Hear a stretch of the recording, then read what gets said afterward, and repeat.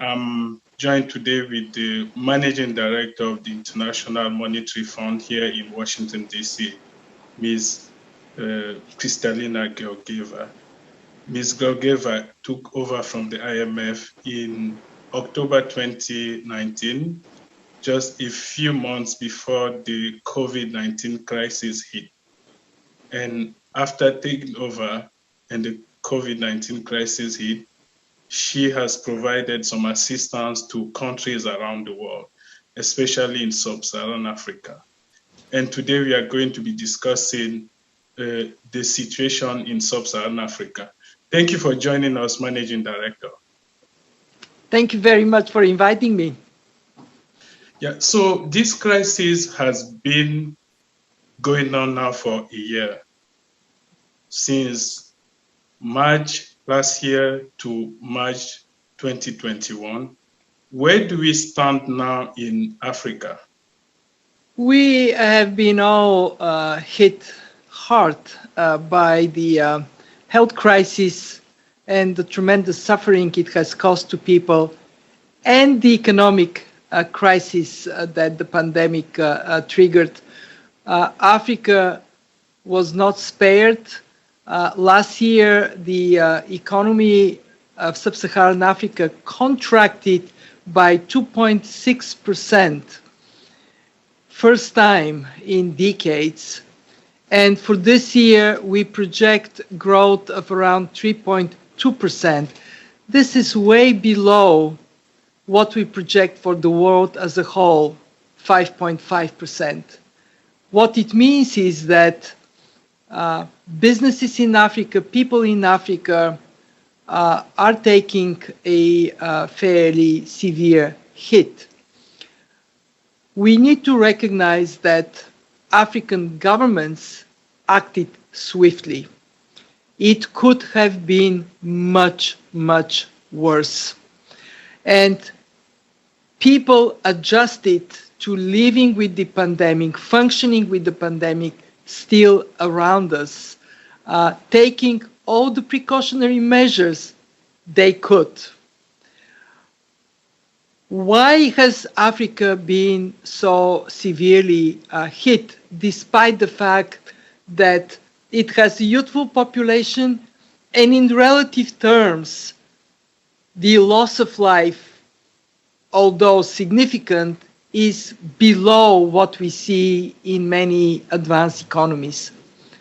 For two reasons. One, because fiscal space to act in response to the crisis is much smaller.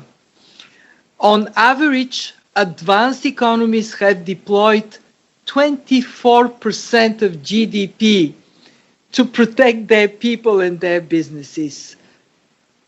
Emerging markets, 6%. In low-income countries, 2%.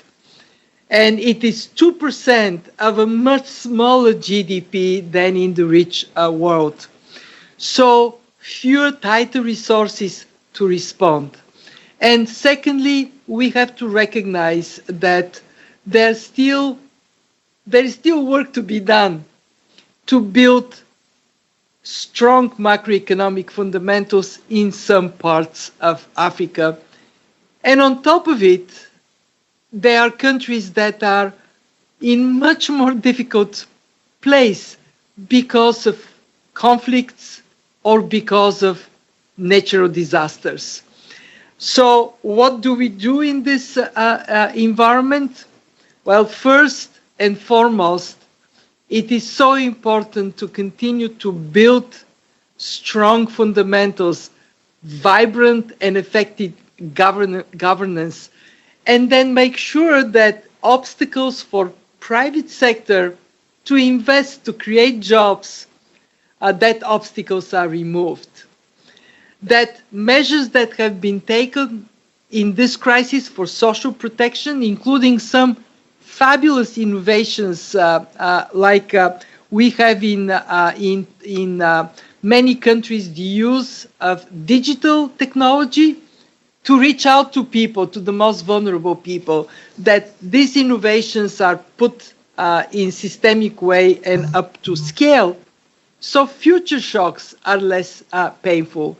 And then, of course, we, the international community, ought to be there to support Africa. I am proud of what we have done in the fund.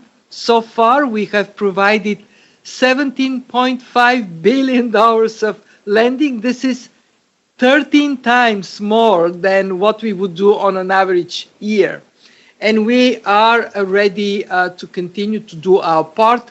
We have provided debt relief to our weakest members. 29 countries are not paying us during this crisis, so they can have more money for their doctors and their nurses and their people. And we are working with the membership on possibly a new allocation of special drawing rights so we can lift up reserves everywhere, especially valuable for the most vulnerable part of our membership. Yeah, so that brings me to the second question. The IMF has granted more than $17 billion to countries in Africa to fight COVID-19 and the economic crisis. A year after, how do you assess how that money has been used? Are you satisfied with the way the money has been used? Can you give us some example? How do you check? Yeah, this is an excellent question. In when the crisis hit, speed was of an essence to provide financial lifelines to countries where the economy virtually stopped. Producers don't produce, consumers don't consume. Moving rapidly was very, very important. But then comes the question, how is the money used? What we have agreed with members receiving this kind of emergency financing was to pursue two priorities. One, prioritize the health system and the most vulnerable people and parts of the economy. In other words, use this to help those in most critical need. And two, that there would be audits of how the money was used, so we can see whether this intended goal of helping the most vulnerable is indeed achieved. We are now in a process of getting information on this review of how the money was used. What we see is, by and large, that governments have indeed provided vital support, life-saving, livelihood-saving support, and we would draw lessons from the assessment of the utilization of our funds for the future. How does the IMF check that the money really reaches the people that it's supposed to reach in Nigeria, in South Africa, in Ethiopia or Kenya, for example? Well, the way we do it is through this ex post reviews and audits. So if you are to have a injection of financial support from the IMF during this crisis, and then we see that health expenditures go up, support for vulnerable parts of the population, social protection programs go up, and support for local businesses that are providing vital employment goes up, then very clearly it is pursuing the intended purpose. If we provide funding, but actually we see decline of critical social expenditures, that is a signal that priorities are not set in the appropriate way. The emergency financing is one that goes straight into the financial envelope in a country, sometimes through the central banks or through finance ministries. And in that sense, it is not like project finance where you can trace it to a particular use of money.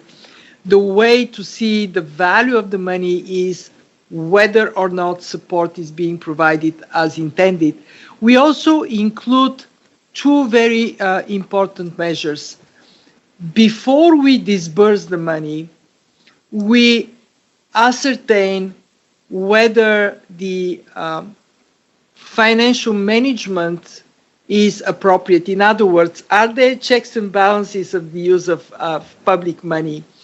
And we also look into procurement.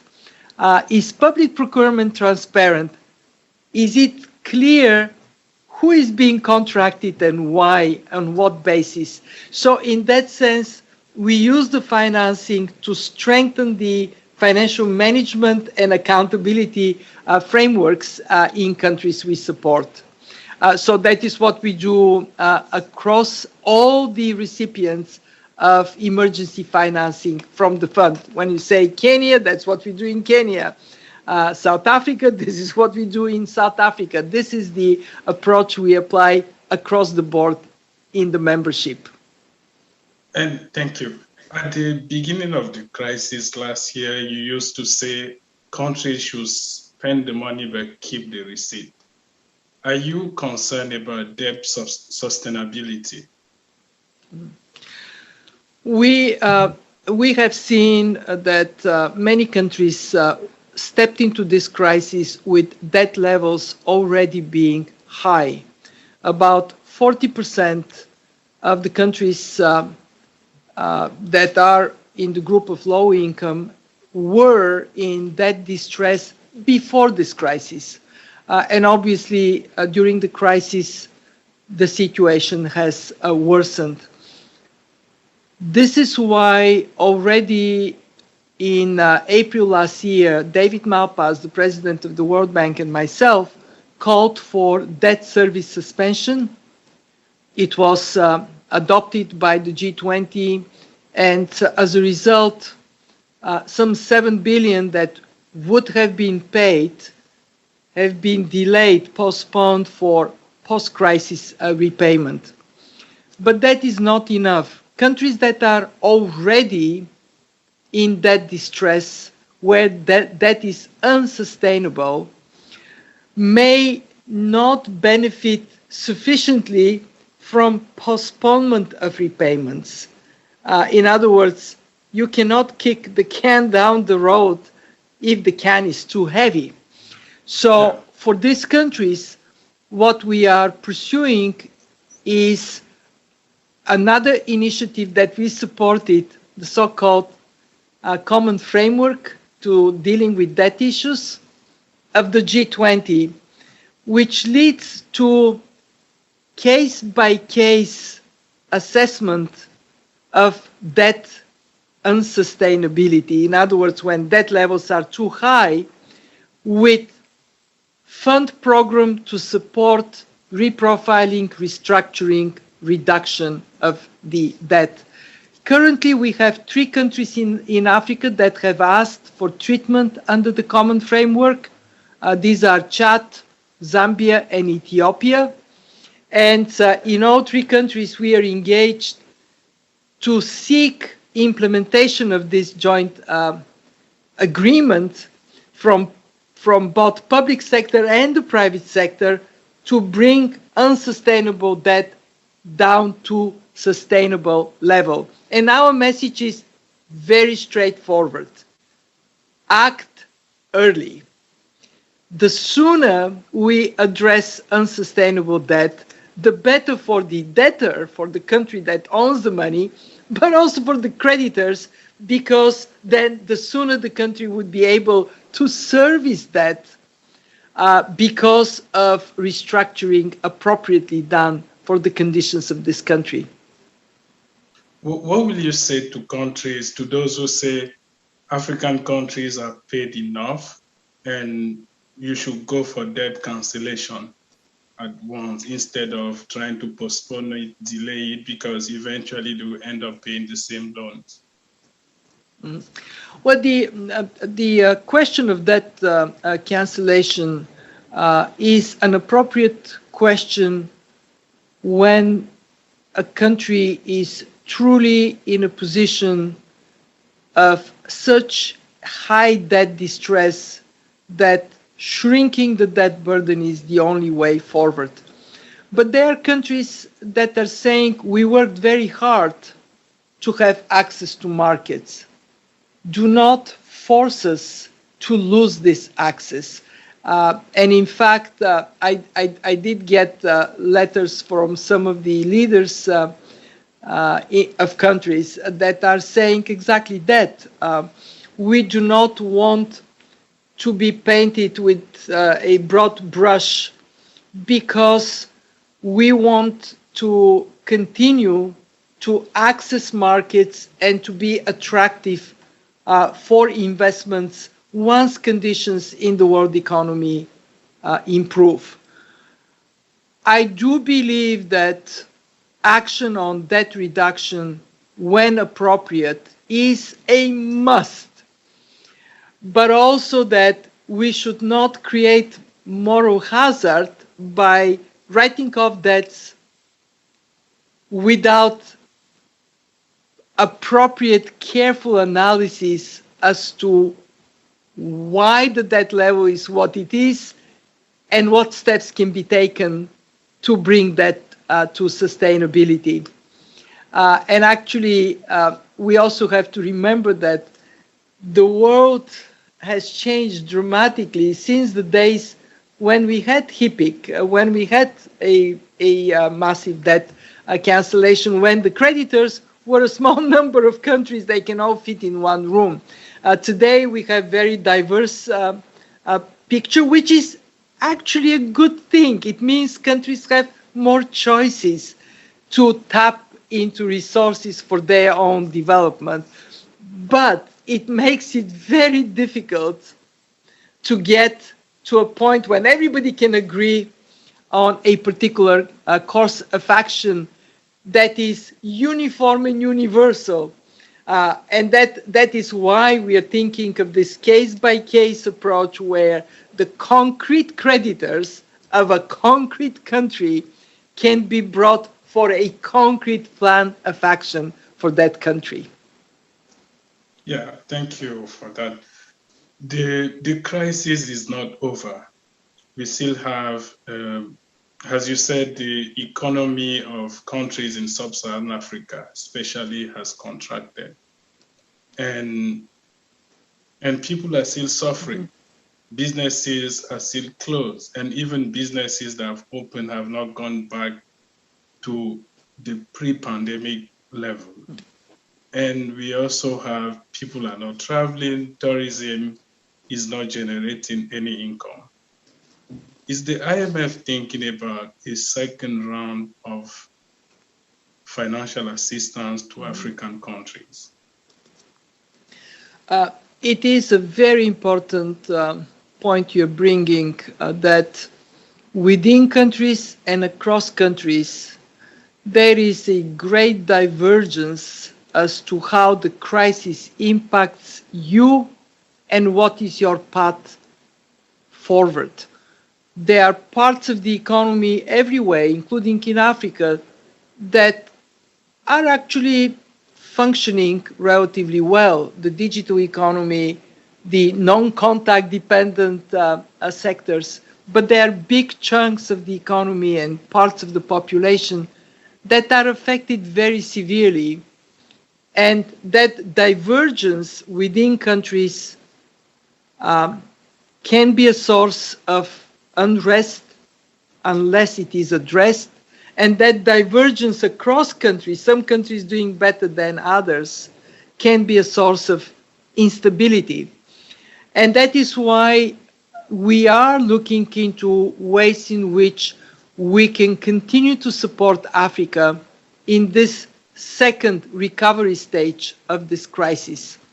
We are discussing with our board of directors increasing access limits.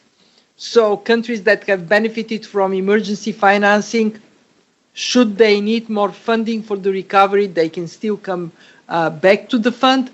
and we are discussing two very important questions.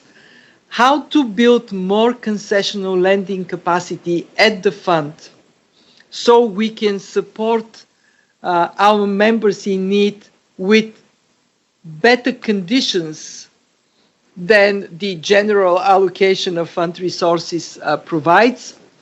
And secondly, how to bring unity of the membership and thoughtfully apply a new allocation of SDRs so reserves of countries can go up, giving them more strength for the recovery. And as we do so, we're looking into what is the best use of money. What we recognize is that this crisis has accelerated the digital transformation and also the move to climate resilient, low carbon growth for the future.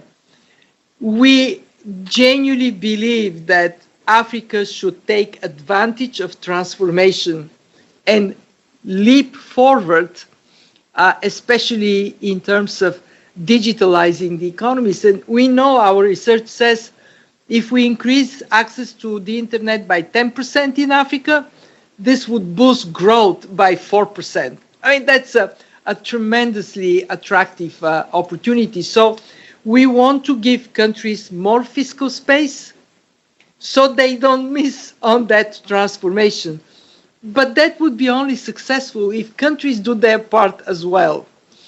We recently had our fiscal forum, and it was about brave fiscal policies that are bold, that are based on revenues, generating and collecting taxes, that are adapted to a changing world where vaccination is priority for the use of fiscal space, and that are underpinning a transformational path.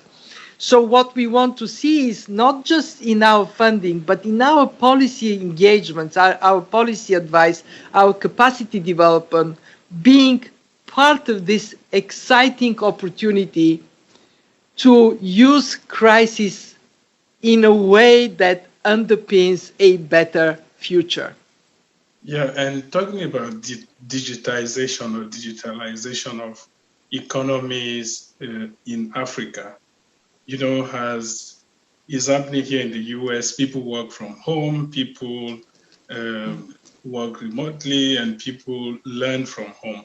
How can the IMF assist African countries in, you know, making that transformation and not missing on, as you said, the benefit that they can gain from the digital transformation?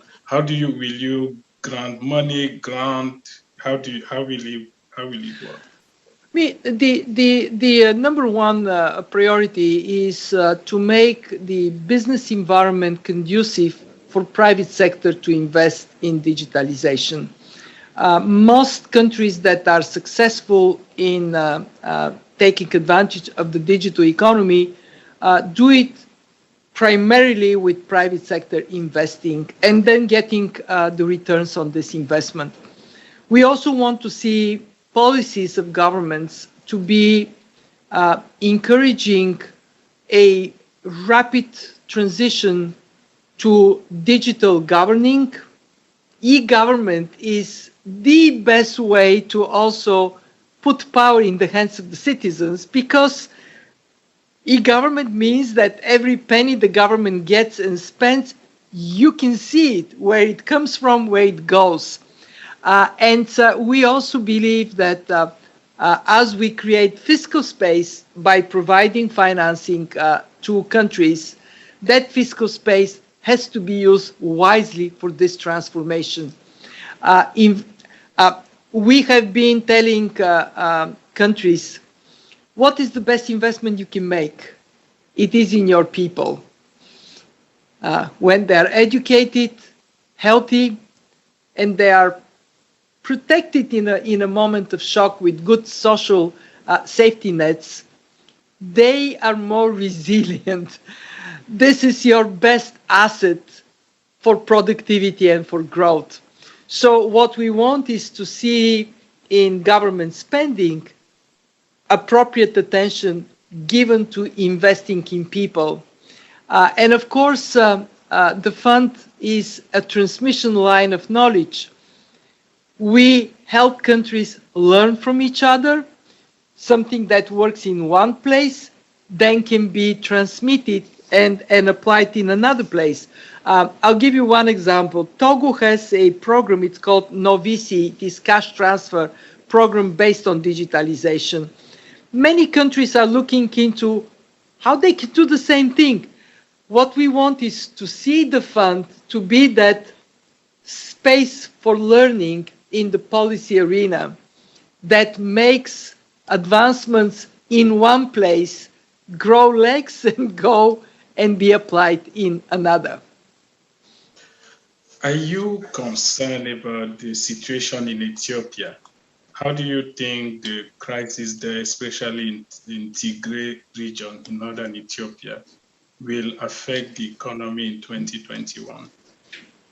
We are concerned and we are monitoring very closely how the situation evolves. It is very important that at the time of a crisis, the price of this crisis is not paid by the suffering of ordinary people. We want to see that there is a good way to help those that are affected, that there is a humanitarian capacity and access to those who need that.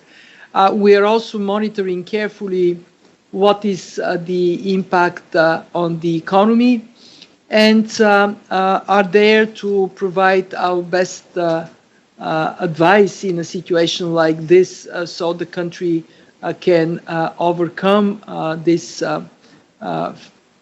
very serious difficulty. Ethiopia has a tremendous potential, and what is good for the people of Ethiopia, of course, is good also for the rest of Africa. So in that sense, we hope to see resolution and that way forward that can make the country a dynamic force for good for its own people and for the rest of Africa. How do you see the Nigerian economy performing this year? What we hope to see in Nigeria is determination to come out of this crisis with stronger fundamentals. We have not only in Nigeria, but in Nigeria, this has been a topic of discussion for a number of years. The country needs to strengthen its own resource base. It is one of the lowest tax to GDP ratio large developing economies, under 10%. Obviously, that has to be corrected. We need to see how those that are doing well, individuals and businesses, generate power for the rest of the country. What is encouraging is that oil prices are recovering, and that for a country like Nigeria, that is a big oil exporter, is quite important. So 21, certainly the prospects for the economy are improving. But my message is, don't waste a crisis. Take advantage of this moment to fix problems that have been there before. I wanted you to talk about women and how do you think women will come out of this crisis? And finally, what you've learned personally from the COVID-19 crisis. So let me, we are in the month of March. This is Women's Month. I have to answer this question. Well, African women are phenomenal. They are strong, they are determined, and they have shown, especially during time of crisis, that they hold their families, their communities, their countries together. This crisis has been very bad for women. Women are more in the informal economy. The informal economy has been hit hardest. They are in contact-dependent sectors, in services, in hospitality, in healthcare. They have been hit hard. Women do most of the work at home, a couple of hours more on average than men. With education of children falling on the household, that has been very hard on women. And unfortunately, we have seen increase in gender-based violence during this crisis. But I'm a strong believer that women will carry the day. All they need is rights and access to financing, access to assets, to opportunities. In fact, there is a very interesting story of women as entrepreneurs outperforming men, and yet they have 6 times less access to financing.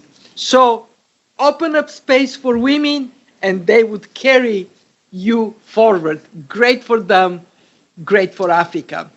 I don't want to miss the opportunity to say bravo to Ngozi, who became the first African to lead the World Trade Organization. And of course, it is also the first woman to lead the World Trade Organization. Africa also gained a very important position of leadership right next to our offices here in IFC, with Maktar Diop becoming the first leader of IFC coming from Africa. So that is to say that African men are also great, but boy, do I put my trust on African women. And what have you learned from this crisis personally that people can learn from you? The most important thing in crisis is act decisively, target the most vulnerable, and make sure that you use the crisis as an opportunity to do better in the future, to build more resilience to shocks to come. What does it mean? Invest in people, we talked about it. Resilient people make resilient communities and countries. Invest in our planet. We learned from this crisis that Mother Nature requires from us respect, that we are all part of it, we are interconnected. And also help each other, build solidarity within societies, build solidarity in the world. We are as strong as our weakest link. Thank you, Managing Director of the IMF. Thank you for joining Today News Africa today for this interview. My name is Simon Ateba, Senior Correspondent for Today News Africa in Washington, D.C. Thank you.